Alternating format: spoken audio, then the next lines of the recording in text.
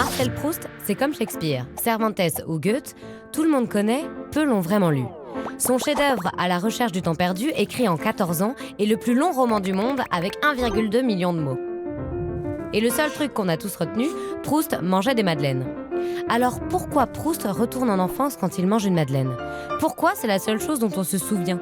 Et saviez-vous que la madeleine aurait pu être une biscotte ?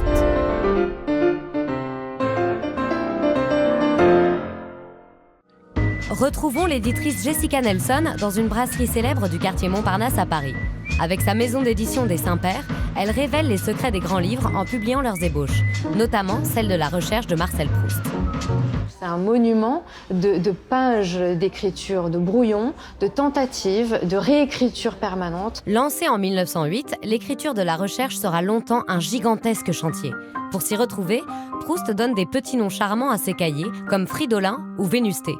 C'est là que l'on retrouve la première occurrence de cette sensation qui passe à juste titre pour un Big Bang proustien, la madeleine trempée dans le thé. Mais à l'instant même où la gorgée mêlée des miettes du gâteau touche à mon palais, je tressaillis, attentif à ce qui se passait d'extraordinaire en moi. Mais qu'est-ce qu'elles nous disent au fond, ces petites madeleines ? Ce serait sans doute son obsession pour la mémoire, qui fuit, et en même temps la mémoire que l'on arrive à capturer un bref instant grâce à un souvenir gustatif extraordinaire. Alors moi, si on me dit madeleine, c'est tout de suite mon enfance.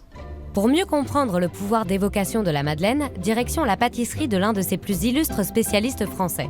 Lorrain d'origine, tiens, comme la madeleine. Gilles Marchal maîtrise tellement sa préparation qu'il en a même fait son emblème.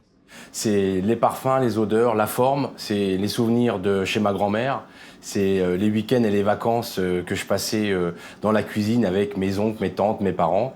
C'est le gâteau de famille. Mais pourquoi Proust a choisi ce gâteau en particulier ? Alors la pâtisserie est bien sûr le sucre lié à l'enfance. Quand on est tout bébé, le lait, le lactose qu'il y a dans le lait, ça vous rappelle en fait ce côté sucré qu'on a envie d'avoir. Donc automatiquement, quand vous grandissez, vous avez envie de retrouver ces parfums d'enfance qui sont très rassurants. Je regarde l'intérieur, là elle est bien alvéolée. Et là, regardez comme c'est moelleux, ça. Bien. Mais revenons à Proust et à ses foisonnants carnets. Ce qu'on a pu y découvrir, c'est que la fameuse madeleine de Proust n'a pas toujours été une madeleine. La madeleine, eh bien, d'abord, elle a été du pain grillé. Dans un passage que Proust écrivait d'abord pour Le Figaro, son personnage, son narrateur, son jeu, trempe du pain grillé dans du thé. Ensuite, la métamorphose ne s'arrête pas là, puisque le pain grillé va devenir une biscotte. Cette hésitation demeure une source intarissable de discussion entre érudits. Pour les uns, seul le pain grillé est vraiment proustien. Pour d'autres, la présence d'une biscotte serait d'origine wagnérienne.